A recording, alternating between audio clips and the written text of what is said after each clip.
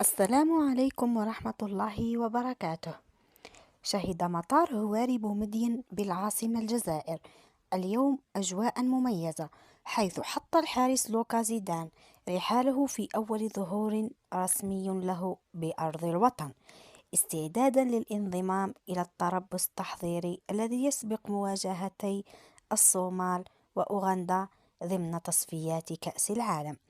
وقد وثقت عدسات الإعلام الجزائري لحظة وصول زيدان وسط ترحيب كبير من الجماهير الجزائرية، والتي عبرت عن فخرها بانضمامه إلى صفوف محاربي الصحراء.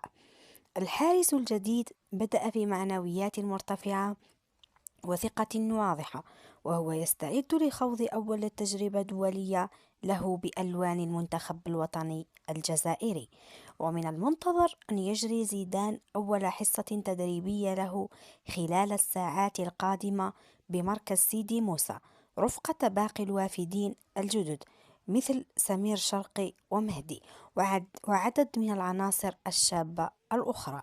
وفي الختام، إذا أعجبكم الفيديو لا تنسوا دعمنا بالاشتراك في القناة وتفعيل الجرس ليصلكم كل جديد من أخبار المنتخب الوطني